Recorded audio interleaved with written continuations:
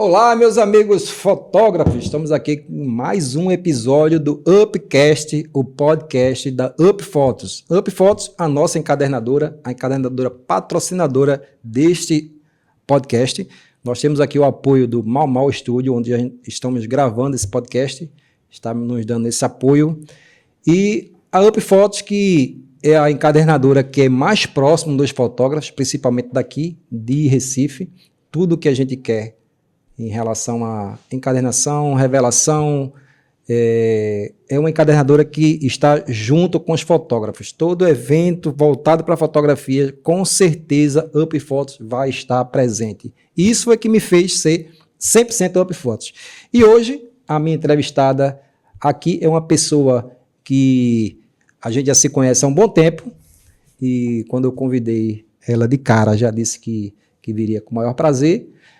E ela, como fotografia, a gente tem vários nichos, casamento, aniversário, comida, gestante e tal. Enfim, eu não sei o que é que ela já navegou por todos esses caminhos aí.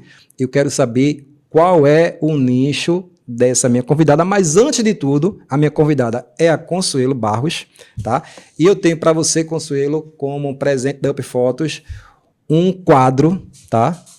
Esse é um voucher de um quadro que a Up Fotos, também junto com a outra empresa que é da Up Fotos, que é a Artcolor, faz uns quadros maravilhosos. Então você já foi presenteada com ele para você fazer um quadro ou seu, ou de algum cliente seu, que aí você já vai experimentar mais um produto da Up Fotos. E agora me fale, qual é o nicho de fotografia da Consuelo Barros? Primeiramente, quero agradecer, a oportunidade de estar aqui. Eu nunca imaginei na minha vida estar de frente com o Soares Júnior. Você é uma pessoa que eu tenho uma admiração, uma gratidão assim, enorme. Não posso falar muito não, porque eu sou emotiva, mas eu te conheço antes de ser fotógrafa, né? Eu acho que todo mundo, assim, meio que sonhou trabalhar com você. Eu tenho esse prazer da gente já trabalhar junto, de sermos amigos. E também agradecer a Up Fotos, né? Porque eu também sou 100% Up Fotos, né? E vou experimentar, porque ainda não conheço esse quadro. Conheça que você vai gostar. Para começar a ofertar para os clientes. Então, sou Consu Barros, né? Tenho 41 anos e esse ano estou fazendo 9 anos na fotografia. Parece que foi ontem. Eu iniciei minha carreira numa campanha de vereador, algo bem inusitado. Conheci a fotografia na faculdade e aí entrei como casamento, achando que ia ser fácil, mas o mercado não é fácil. Hoje sou especialista em fotografia de família e estou direcionando o meu nicho, né, para estúdio. A gente sabe que na fotografia, a gente estava até conversando um pouco antes, que na fotografia a gente tem essa história de, eu faço tudo.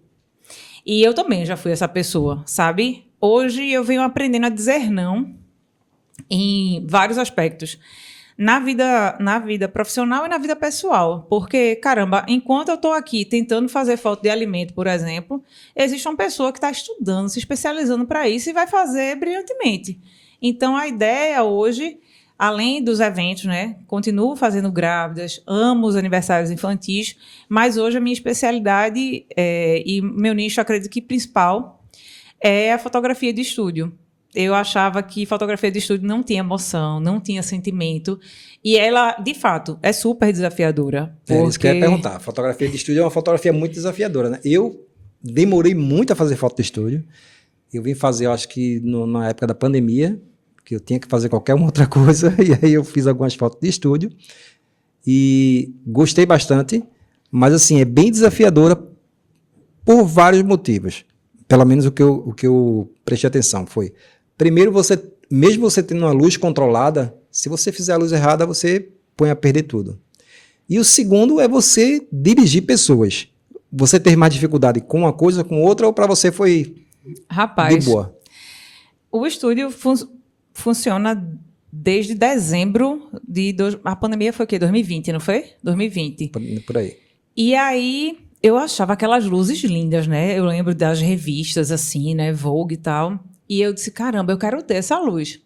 Só que eu tinha a vontade de fazer, de abrir o estúdio, mas eu não sabia a luz. E, por incrível que pareça, essa luz, ela só veio, eu só vim conseguir encontrar essa luz depois do curso com o Ricardo Nigro, né, que é um cara incrível. Assim, que é sou um dos muito nossos grata. convidados, já logo ele vai estar por aqui conversando com a gente. Eu sou muito grata a ele e eu paquerava aquela luz ali. E depois eu também fiz uma mentoria VIP com o Cleverton, de Maceió. Sim. Que é uma pessoa incrível.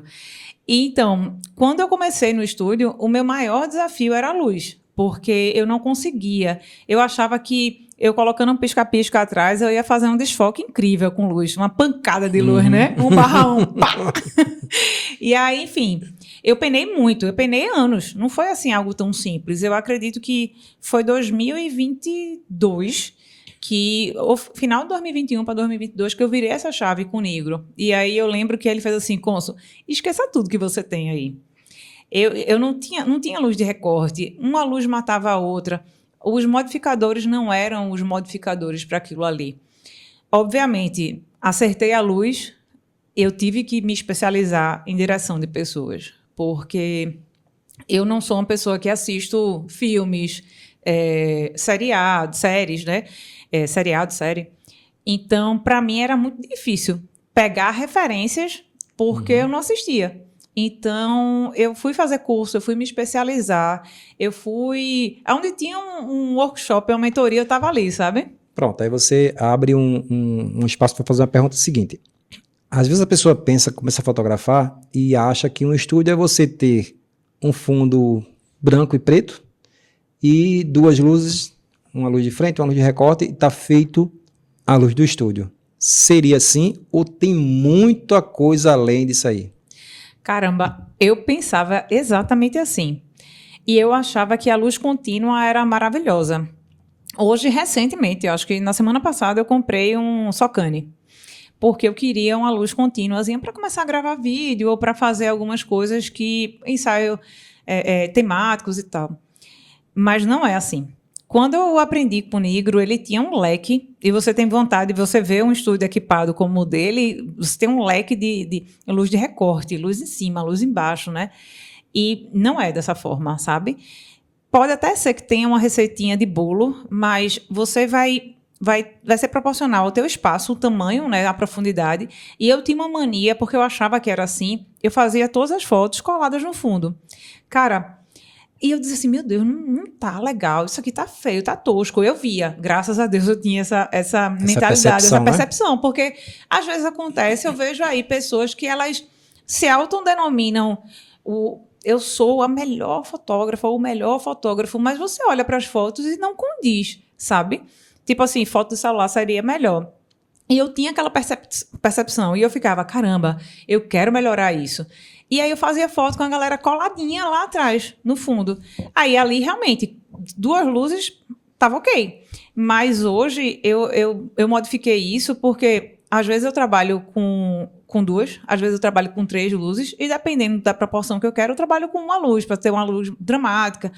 E, para mim, a minha chave virou quando eu tirei as pessoas do fundo, sabe? Porque... Descolou um pouco do fundo. Eu descolei do fundo porque eu dizia assim...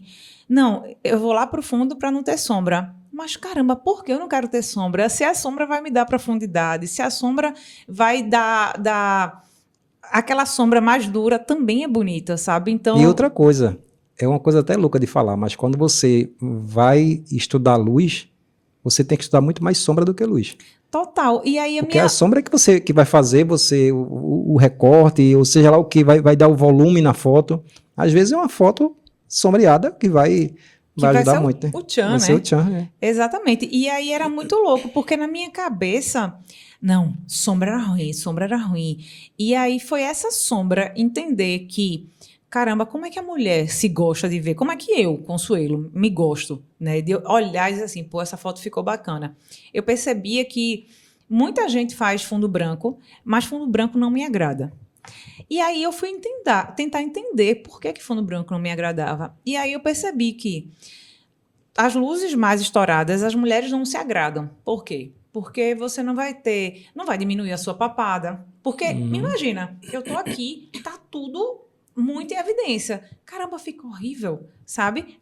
Às vezes a cliente pode até nem saber. Ou seja, num estúdio não é clarear, é iluminar, é saber iluminar, saber onde é que vai colocar a luz certa.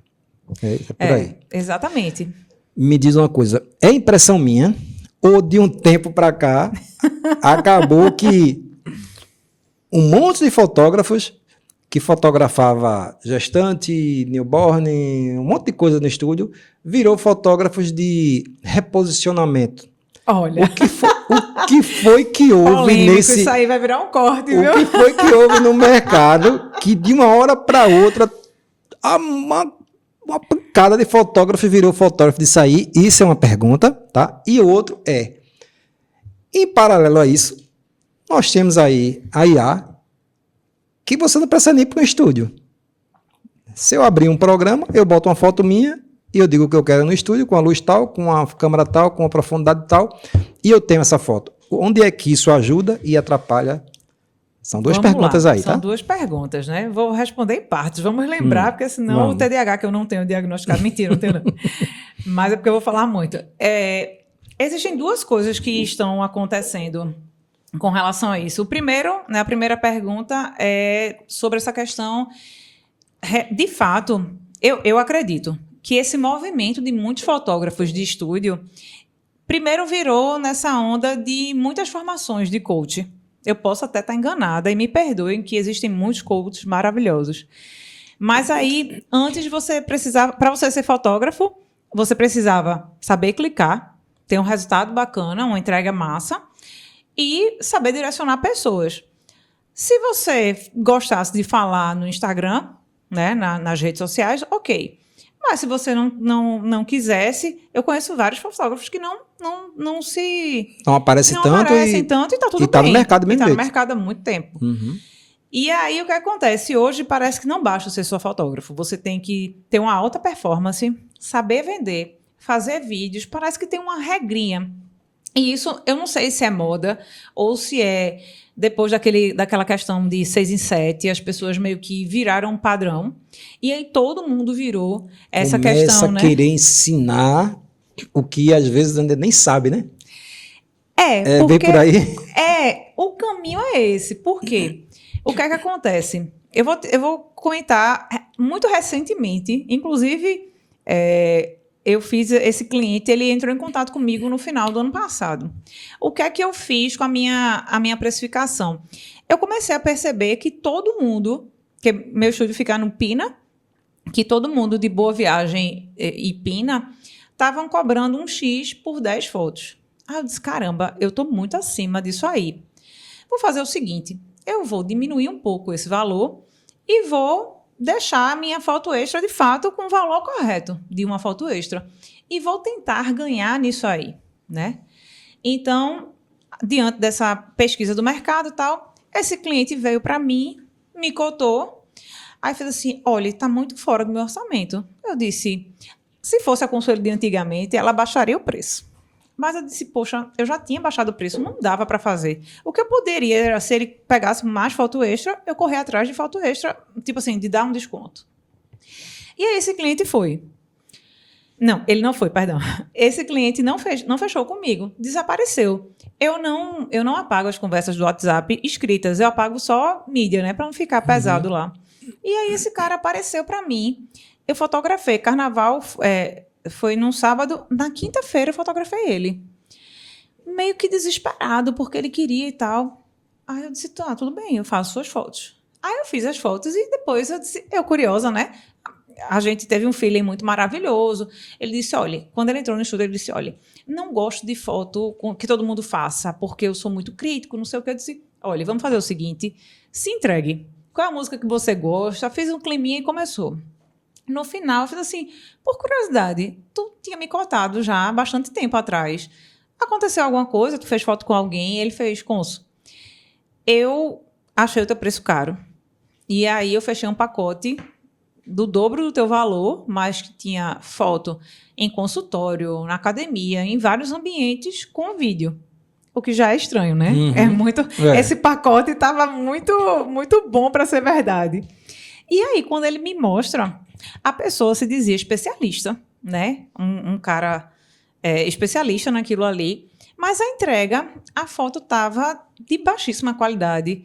Imagina que a pele não estava tratada. E aí, por que eu estou falando isso? É que tem muita gente no mercado, mas é muita gente mesmo. Aí quando tu vai olhar os marcados da pessoa lá, a entrega é baixa. Então, assim, não adianta eu estar fazendo, olha, gente, promoção, só restam 2 vagas.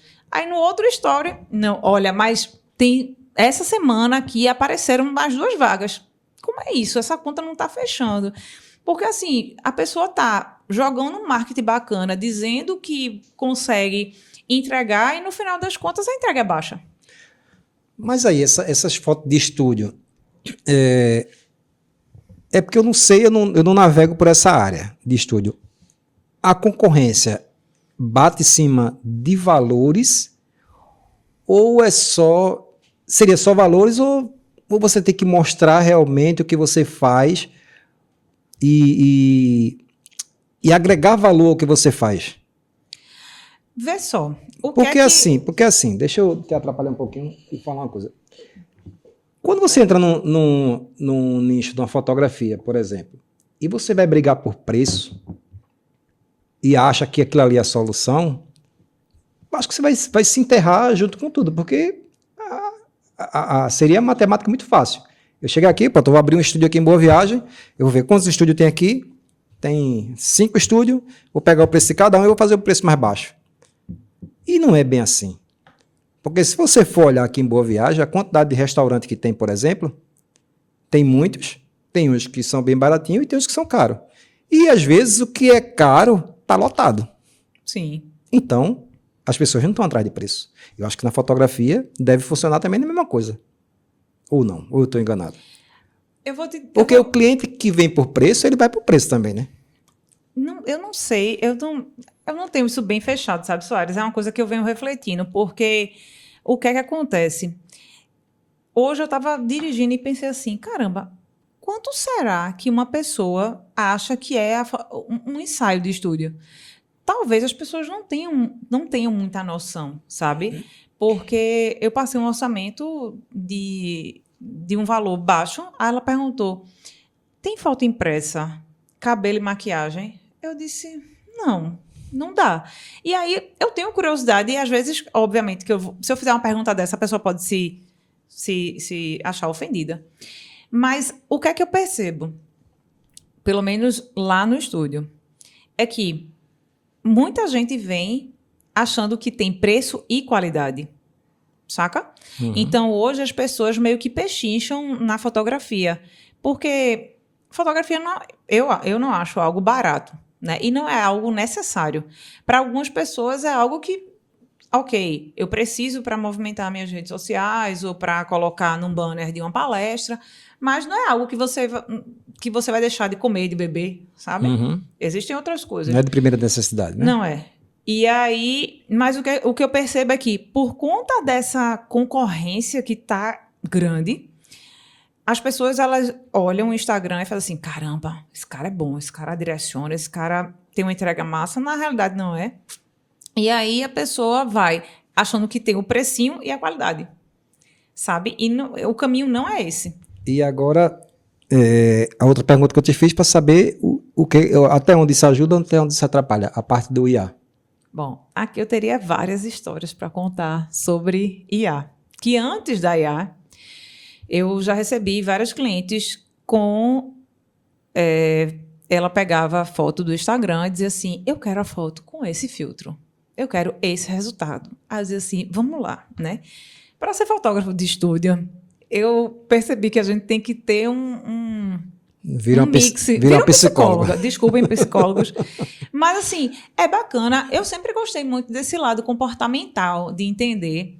Porque quando eu comecei na fotografia, eu aprendi muita coisa, olhando, observando. Mas eu aprendi... Teve um dos meus professores na época que ele dizia assim, olha, não mostra para o cliente como é que está a foto. E eu lembro de ter feito um ensaio externo, e quando eu ter terminado, que eu fui mostrar para a cliente, o sol já tinha ido embora. E ela disse, eu não gostei de nenhuma foto minha. Putz. Caramba, aquilo ali foi péssimo, mas foi muito bom. Porque Quando a pessoa entra lá no estúdio, eu faço aquele climinha, eu boto uma música e eu procuro saber se aquele lado da pessoa é bacana, se aquele sorriso. E aí você vai fazendo esse... É como se fosse a temperatura, sabe? Pô, se tá bacana, tá agradável, eu tô agradando. E assim você vai indo. E aí, voltando, essa questão do filtro, que foi antes da IA, as pessoas elas não tinham a percepção de se ver. Então, muitas vezes, as pessoas elas só se veem através de selfie. Então, como é que ela faz a selfie? Com filtro, chega lá, caramba, e aí, agora? Aí fala assim, ó, é diferente, não é de cima para baixo, eu tô aqui na tua linha, então eu vou te mostrando, obviamente que eu vou ver questão de papada e tal, esse ângulo, e era difícil, mas eu sentava e meio que eu passava ali uns 15 minutinhos conversando sobre isso. E não era algo tão fácil. A IA, ela veio para complicar algumas coisas, e para descomplicar outras. Como imagem, é perceptível você ver uma perfeição, por mais que eu coloque um Photoshop, que eu faça um tratamento de pele, que eu emagreça a pessoa, eu não alcanço aquela perfeição de IA, sabe? Então, as pessoas estão tendo essa... Tem até um nomezinho, que é quando a pessoa não me fugiu da memória, que a pessoa não consegue se ver. Distorção de imagem. As pessoas hoje, isso é real. Elas têm uma distorção de imagem que é difícil. Então, caramba, quando a pessoa chega lá no estúdio, eu tento mostrar para ela como é que funciona a foto e que eu não tenho como modificar ela, sabe? Que a IA, e eu tive uma cliente que teve essa questão de IA, ela me mostrou, disse, ó, eu também quero ficar assim. Eu falei assim, mas você não é assim. Eu posso melhorar, mas é difícil. Que acaba sendo uma coisa muito louca, né? Porque se eu vou para um estúdio, eu quero ter a minha foto para eu colocar na minha rede social, eu usar como, sei lá, a finalidade que eu vou usar, eu tenho que ser eu. Se eu vou lá e digo, Consa, eu quero que tu faça uma foto minha, mas tu põe mais cabelo, o que tiver branco tu põe de preto, a minha barba tu cresce mais, põe meus olhos, enfim, se eu me mudar todo, não sou eu. E aí tem pessoas que devem chegar e querer mudar tudo, né? Porque assim, eu digo porque às vezes eu vou fazer uma foto e a pessoa faz a palavra, a frase clássica, né? Me deixe magra. Aí a pessoa fica, tá. No estúdio, aí eu fico pensando o seguinte, e no estúdio, quando você vai fotografar, por exemplo, uma gestante, né? Porque tem gestante que se gosta, como ela tá. Mas talvez eu nunca fotografei, assim, acho que eu fotografei foi muito poucas, e talvez eu nunca peguei nenhuma que não estivesse satisfeita, mas pode ser que você vai fotografar alguma que ela quer registrar aquele momento que ela está grávida, mas ela não está se gostando, porque muitas mulheres ficam acima do peso, o nariz fica maior, enfim. Como é lidar com esse público? Então, desse jeitinho, tipo, eu sempre tento entender um pouco da cliente. Gestante, graças a Deus, eu nunca tive essa decepção. Por quê? Normalmente a gestante, ela tá ali durante, sei lá, normalmente faz entre 27 e 32 semanas, né? Tá ali com 7 meses, 7 para 8. Então, imagina, ela tá ali numa gestação que muitas vezes tem enjoo, vômito, um monte de coisa assim, aumenta de peso, mas naquele momento de fazer o ensaio, eu sempre falo, a gente não faz a produção lá de maquiagem e cabelo, mas a gente tem profissionais que vão lá fazer. E aí ela se depara, ela passou tipo esses meses todos sem se cuidar, e aí quando ela faz a maquiagem, as meninas normalmente fazem uma marcação para o nariz ficar mais afiladinho, né, que é possível com a maquiagem, e aí elas têm essa percepção de se ver de uma forma produzida, então elas se acham muito bonitas. E como no estúdio tem essa questão de, uma gordurinha aqui, uma gordurinha ali, eu sempre falo o seguinte, chega muita mulher no estúdio que faz assim, eu odeio meu braço. Essa história do eu emagreço no Photoshop lá eu odeio minha papada, eu odeio meu braço. E aí eu tento ter essa conversa antes para dizer para ela, caramba, se você não gosta do braço, use blusa de manga comprida, não venha de alcinha, porque isso também vai minimizando. Então, de gestante, graças a Deus, eu nunca tive esse ponto negativo. E eu tive alguns pontos negativos no corporativo. Mas por quê? Porque a pessoa não queria, não teve essa troca de informações. Eu perguntei se ela queria alguma orientação para conversar com relação à roupa. E aí, quando chegou lá, ela estava com várias dobrinhas com blusa de alça e não transmitiu o que ela queria. Eu fiz assim, ó, a gente pode remarcar, pode fazer, mas como eu normalmente mando elas trazerem mais looks, acabou dando certo. Porque aquele look que ela queria de alça foi decepcionante. Porque mesmo emagrecendo, não ficou legal. Não fica legal, né? É. Entendi. E tu faz parto também. Tu faz parto, tu fotografa parto também. Esse negócio, o povo tá achando que eu sou obstetra agora. Fotografa parto também. Já aconteceu a situação inusitada de... Porque assim, a criança quando quer nascer, ela nasce, não tem negócio de... espera um pouquinho que a fotógrafa tá chegando. Já aconteceu de sair para fotografar um parto e quando chegar lá, fotografar o bebê ao invés do parto? Quase. Quase. Eu vim agora de um parto, né, que eu fui fotografar. E foi interessante porque foi o médico, o doutor Sérgio Montenegro, amo ele, gente maravilhosa. A gente fotografou, 2 amigas ficaram grávidas no mesmo período. E aí a equipe foi todinha fotografar o parto da primeira. Aí beleza, quando todo mundo chegou em casa, que demorou um pouquinho, a outra chamou. Aí a gente foi, só que essa outra... ela é fisiopélvica, então ela sabe todos os movimentos, ela fazia tudo e ela não quis chamar ninguém ou avisar ninguém antes do tempo, porque ela só ia para o hospital quando estivesse perto. Então, de Candeias para a Unimed, você tá, né, do Iapoque, de Candeias para qualquer lugar é longe. Eu ia falar isso, mas tudo bem, vamos lá. De fato, de Candeias para qualquer lugar é longe, é longe. Então, tu imagina... Quando eu disse assim, caramba, ela tá chamando, e às vezes a gente subestima, porque cada parto é um parto, para evoluir e tal, mas eu disse, eu esperaria ela chegar no hospital para me dizer. E aí eu lembro que eu estava ali no Pina já, no viaduto, e a doula dizendo assim, Consul, corre que vai nascer. E eu, meu Deus do céu, eu já me tremendo toda, né? E aí, quando eu cheguei, doutor Sérgio... Tem como voltar aí para nascer de novo. Bota aí, aperta voltar.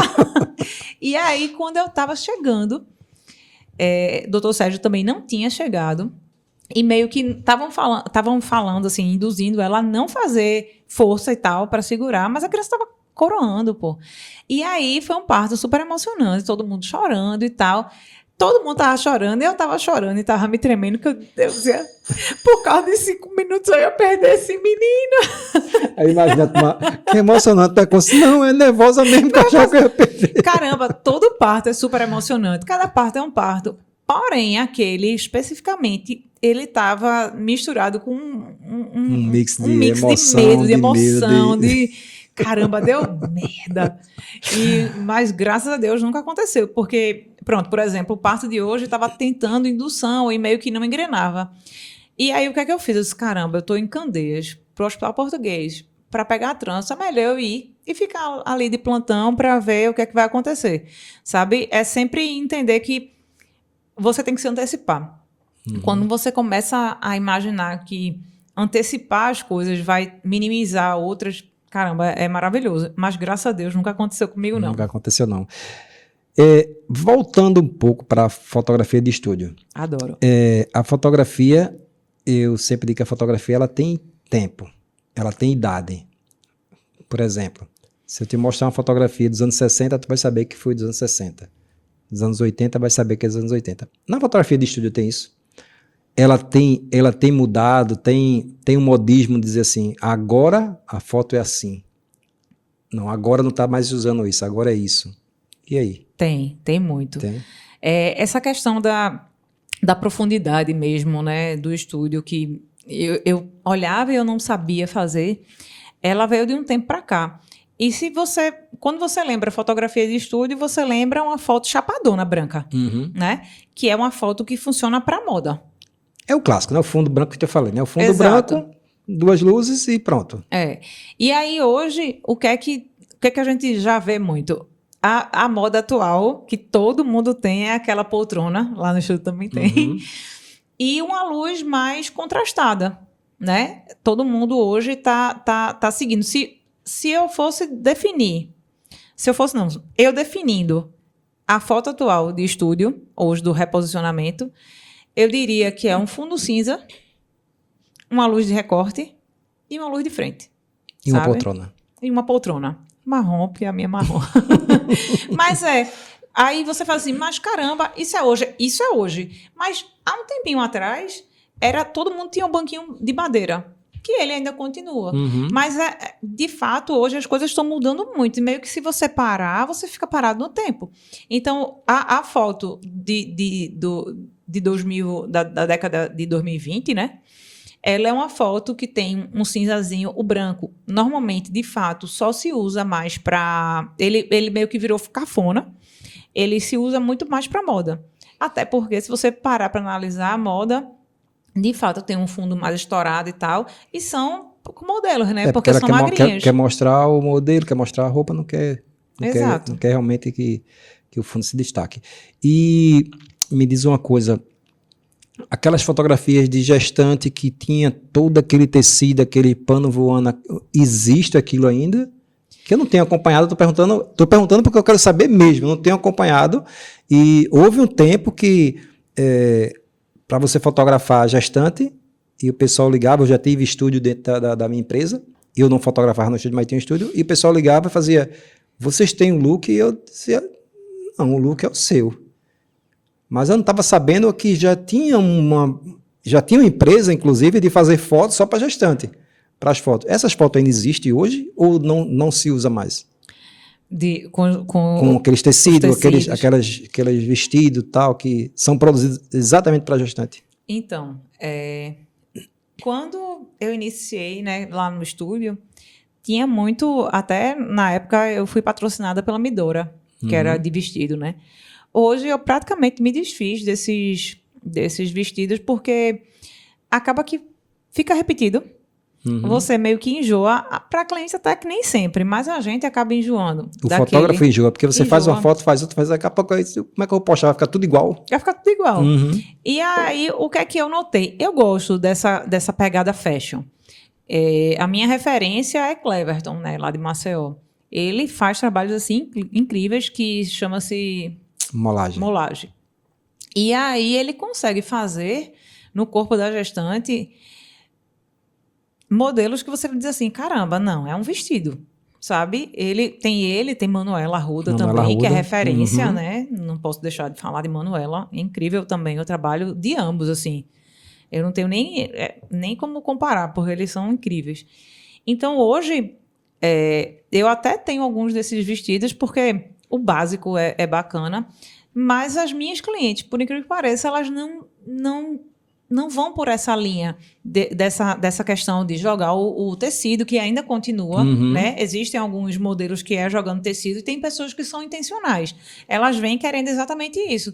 E, tipo assim, ela quer chegar e não ter... Tipo assim, eu só vou chegar com o meu corpinho, o resto é com você. E, na realidade, assim, para mim, esse acervo não rolou. As minhas clientes são mais básicas. E eu percebi que, ao longo dos anos, o que é que eu gosto? Eu gosto de algo mais atemporal nesse sentido. Até é isso que eu te perguntar, porque, assim, essa fotografia, esse tipo de fotografia, eu posso dizer que foi um modismo. E eu ficava pensando o seguinte, como é que vai ser daqui a 20 anos? Quando essa pessoa pegar e mostrar a foto para o filho, ou ela mesma pegar a foto, olhar e dizer, meu Deus, eu fui fazer essa foto aqui e a mulher me botou esse vestido aqui, que esse vestido não é meu. Eu não... Entendeu? Tipo assim, foi criada uma coisa ali, eu ficava pensando como é que seria lá no futuro, que o futuro já é hoje, como é que essas pessoas se veem hoje. Eu ficava preocupado com isso, entendeu? E a gente tem outra referência aqui, pelo menos eu tenho uma referência de uma fotógrafa que fotografa gestante, que é Débora Gelman, que ela não usava nada disso. Nada. No máximo que ela usa é um pedaço de pano. Tipo, tá ligado? É o máximo. E assim, eu achava belíssimas as fotos delas. Acho belíssimas as fotos delas. E assim, era muito natural. Era numa praia e tal, e fotografar a pessoa como ela é naquele momento que ela está. E não montar. Ficava bonito, ficava. Mas a preocupação justamente era essa. Tá bonito hoje, será que lá na frente vai ser bonito? Entendeu? Então, essa que eu acredito que essa pegada que Porém, hoje... deixa eu te atrapalhar. Porém, quando você tem um estúdio que você está visando só a parte comercial, massa. Se é isso que está vendendo, então vamos vender isso aqui. Sim. Não é? Se é isso que o pessoal está querendo, vamos fazer isso aqui. É diferente da Débora Gelman, que ela tem uma coisa muito autoral. Total. As fotos de Débora elas são poesia, né? Uhum. Assim, comparando, eu acredito que para mim, só me vem isso à cabeça. As fotos de Débora são poesia. Eu acredito que seja atemporal, mas essa pegada fashion, ela veio e eu acho que ela veio para ficar, sabe? Mas aí é que tá. Vai de personalidade.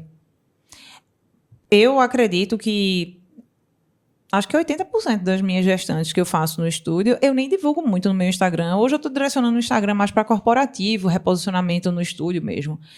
80% elas querem o básico, sabe? Ela quer um jeans com um cropped preto, um tubinho.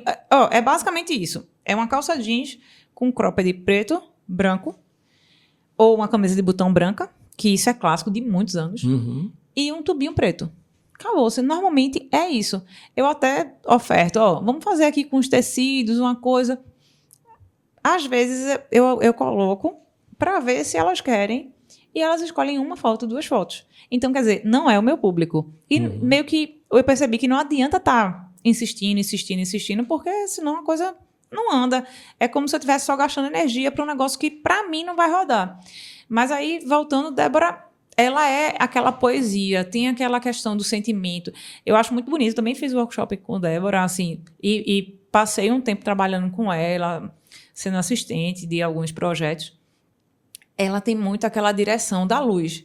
E foi Débora, que você me fez lembrar agora, que também mudou meus ensaios externos, porque eu fotografava meio que assim, aqui tá legal essa luz, eu vou fotografar. Mas Débora não, ela tem aquela coisa de, não, percebe como é que entra a luz, como é que tá fazendo recorte no cabelo, posiciona, direciona. É intencional. Você, às vezes, pode achar que você vê uma foto bonita de Débora e, não, porque ela deu sorte. Não. Ela é muito bonito ver ela trabalhando. Ela vai sendo intencional para buscar aquela luz. E aí, essa pegada fashion, acho que é do momento, ela veio para ficar, mas é muito de cada personalidade, né? Você vê profissionais incríveis como Débora no seu nicho, como Cleverton e Manuela no outro nicho. E aí, não tem como uma cliente que ela é clássica, ela querer um ensaio com vestidos voando, com tecidos voando. Então, assim, é você identificar aquele fotógrafo que tem a pegada que você quer, sabe? Pronto, então, é assim, a gente conversando aqui, e você me contando, eu percebo o seguinte, que você traz uma bagagem muito grande, e eu acho que você aconselharia isso para quem fosse começar na fotografia, porque é o seguinte, você trabalhou com Débora, que tem um tipo de fotografia, você já fez a mentoria com... Negro. Com Negro, que é uma outra fotografia, não tem nada a ver com gestante, não tem, é uma outra fotografia. Cleverton, né? Cleverton, que também é totalmente diferente desses outros dois. Ou seja, você cria um repertório ali de várias coisas, de vários nichos. Você aprendeu tudo que você pode aprender e você cria esse repertório e dali você vai tirar o que é bom de um, o que é bom do outro, o que é bom do outro e forma o seu. É isso aí que muitas vezes eu digo para quem está começando na fotografia, não faça workshop ou não faça... não só olhe para aquele fotógrafo ou para aquela fotógrafa que você admira, que faz aquele trabalho, então você começa a replicar só aquilo que ela faz. O bom é você ter realmente na sua bagagem aquela fotografia. Como eu fui muito para congresso, eu naveguei também por muito tipo de fotografia e assim, eu tenho que saber fazer uma foto, vou trazer para mim agora, para minha realidade. Eu tenho que saber fazer uma foto sem flash, eu tenho que saber fazer uma boa foto usando um flash, 2 flash, 3 flash, eu tenho que saber fazer uma foto usando um LED, ou seja, quando a gente chega num congresso, às vezes você vai escutar uma palestra de um cara que ele mostra lá o trabalho dele e o trabalho dele todo feito com a 50 sem flash. O cara, que massa, velho. Quem tá começando faz não. Eu agora só vou trabalhar com a minha câmera com uma lente 50 sem flash. Aí quando vai para outra palestra, aí vem um cara, não, no meu casamento eu coloco 3 pontos de luz e mais um cara aqui, e mais não sei o quê, e muita luz, o cara, ué, o outro não é. Ou seja, a fotografia tem muito disso.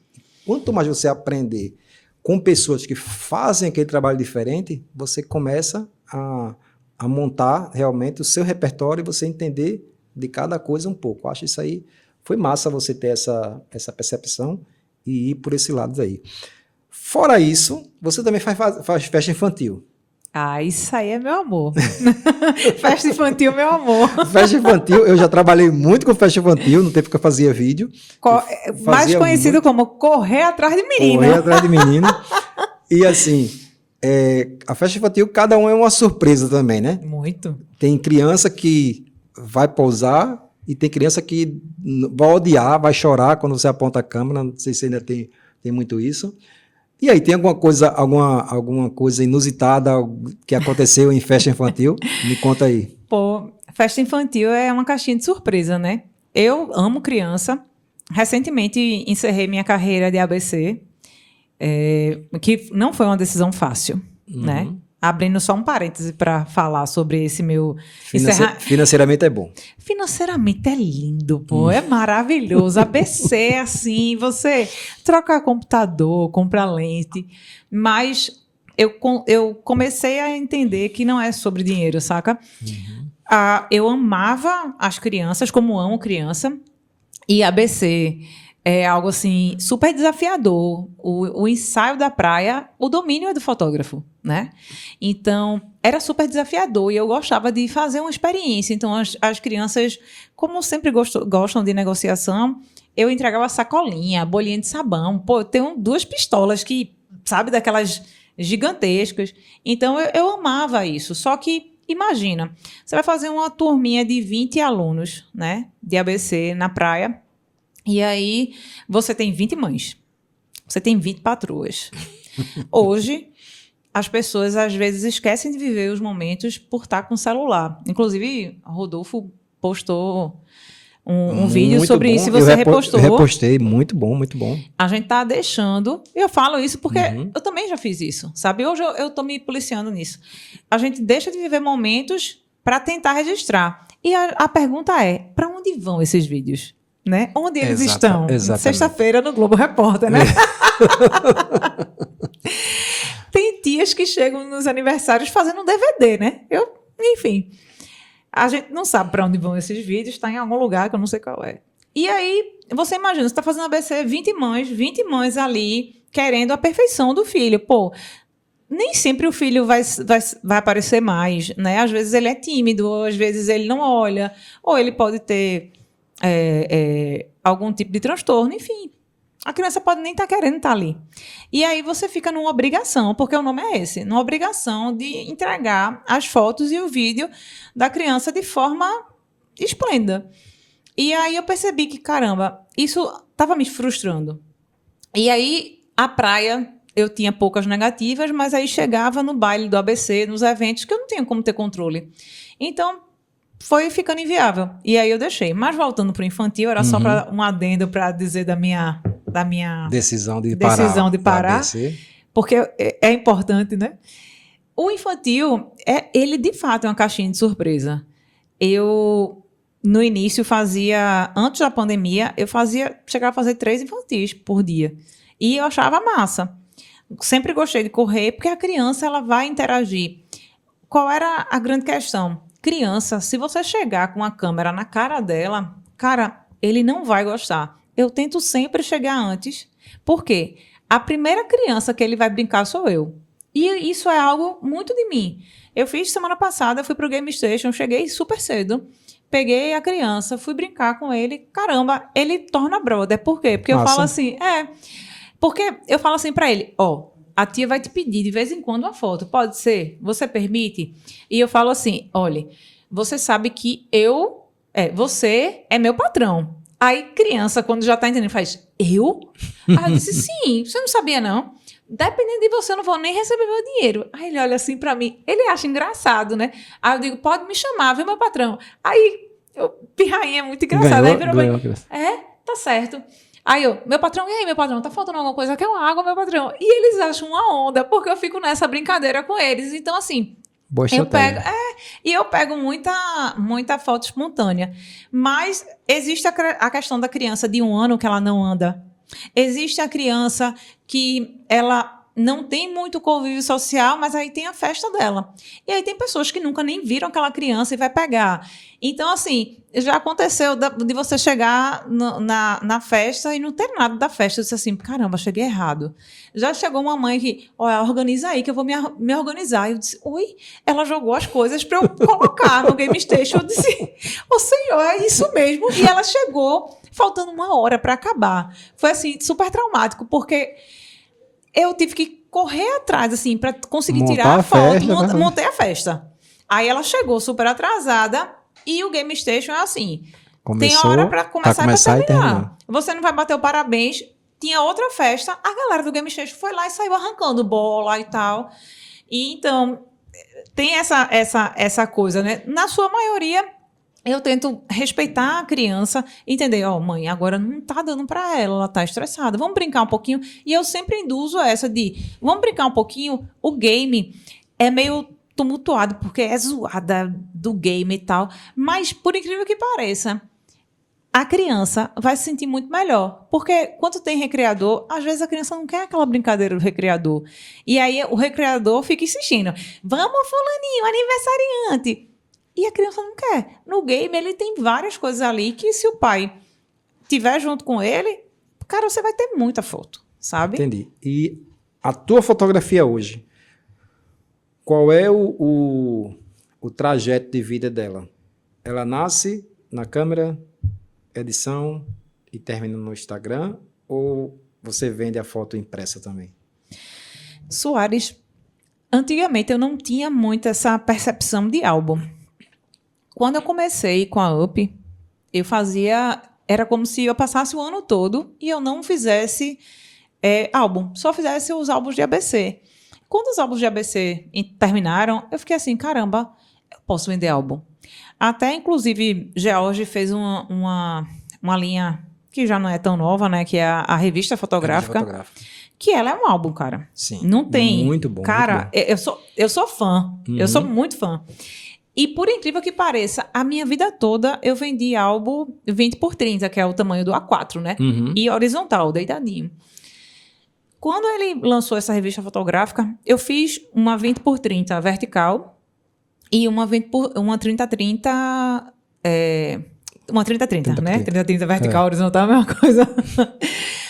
E aí eu fiz e deixei lá no estúdio. E depois disso, melhorou assim 100%, porque as pessoas olham, criam um interesse e já tô... É um produto bom, é um produto bom de vender e tem um custo pra gente muito bacana também, né? Exato. E eu percebo que meio que as pessoas estão mudando a sua percepção e vendo que, caramba, meu celular tá aqui. O iPhone, ele é melhor nesse sentido, porque se ele morrer, você tem a sua história. Mas existem vários celulares que não são assim, infelizmente. Então, o que é que eu vejo as pessoas? Pô, eu tenho um celular que tem 14 mil fotos, mas eu não tenho uma foto, sabe? E aí eu tento, vamos juntar uns 2 álbuns, mas vamos fazer. E eu tô tendo essa demanda de álbum, porque eu percebo que as pessoas estão sentindo essa necessidade. Porque passam anos, eu tenho uma cliente que eu fiz recente, a filha está com 7 anos, nasceu outro menino, e ela fez assim, caramba, eu não fiz o álbum de 1 ano, e tudo foi comigo. E aí ela começou a fazer. Ela só está com uma dificuldadezinha, porque está com recém-nascido para aprovar e tal, mas você veja, antigamente era algo que não era tão simples, para você aprovar era difícil, porque, né, praticamente, eu lembro que quando eu comecei, eu não lembro se a gente conseguia fazer o layout lá atrás, bem lá atrás, nem era qual é o Photos. E eu lembro que eu fiz um álbum de casamento com o Ramon, sem a cliente ter aprovado nada.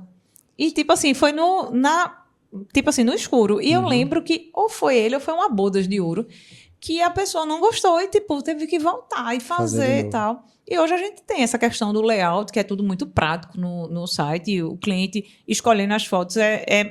Demora mais o cliente a escolher do que a gente montar. Pra gente montar. Exatamente. Né? Então, eu acredito que, nesse sentido, a gente está sendo retrô, porque eu sinto falta das fotos impressas. Eu gosto muito de foto. Para mim, foto é quando ela está impressa. Eu então, amo o porta-retrato. É só um arquivo.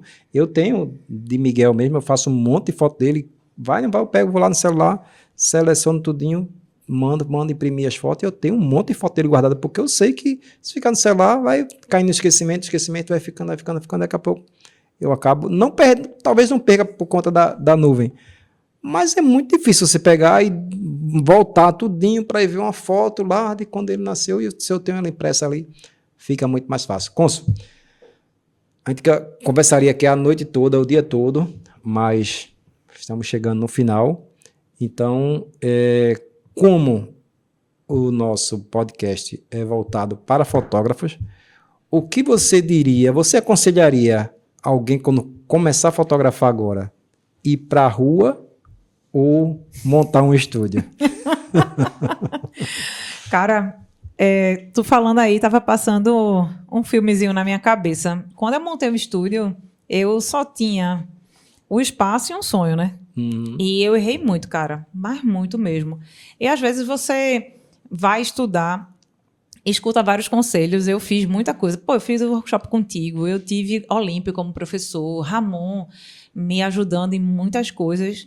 E eu lembro que teve um momento que eu não sabia para onde eu ia, sabe? Só que foi essa mistura, eu nem falei aqui de Felipe Fagundes, né? Que eu passei um bom tempo trabalhando com casamento, ainda trabalho com ele, mas por questões de saúde mesmo, eu não posso mais estar virando noite para largar de 5 horas da manhã, enfim. E aprendi muito com o Felipe. Então, assim, foi ruim, porque você tem a hora que você faz assim, caramba, eu vou para que lado? Mas é bacana, porque você vai se identificar com isso aí. Mas se existe um conselho, porque se você tiver dinheiro, vá para um estúdio. Porque eu errei muito. Isso aqui, para eu montar o estúdio, sei lá, era 20 mil reais, mas só tenho 5. Aí eu comprei aquela tochazinha, que era 300 reais, no AliExpress, e deu errado, sabe? Então, se você tem dinheiro, massa, dá para você ir para estúdio. Mas como é que você vai ser conhecido e tal? Tem toda essa trajetória. Então, o externo, ele é muito mais fácil você ir ao cliente, sabe? Você fotografar infantil ou você fazer os ensaios externos, mas o meu conselho para um fotógrafo é experimente muita coisa. No estúdio, mais conhecimento ou dinheiro para ter equipamento? Dinheiro, por incrível que pareça. Mas só que esse dinheiro só vai valer a pena se você tiver conhecimento. Então, é um mix das duas coisas. Mix das duas coisas. Maravilha. Bom, gente, nossa entrevistada, Consuelo Barros. Hoje a gente bateu um papo aqui muito massa. E eu sigo dizendo que se você tiver um fotógrafo aí que você queira que esteja aqui, ou até você mesmo queira estar aqui sentado, conversando, passando a sua ideia, porque de repente eu posso trazer uma outra pessoa de estúdio aqui que tenha uma ideia totalmente diferente da de Consuelo, e tá tudo bem, tá tudo certo também, manda pra gente, me manda aí um direct, me escreve aí nos comentários que queria ver esse fotógrafo, que a gente tenta trazê-lo aqui. Esse foi mais um Upcast, patrocinado pela Up Fotos, a nossa encadernadora, e com o apoio de Mau Estúdio, que está aqui nos bastidores, gravando tudo. Até a próxima, pessoal.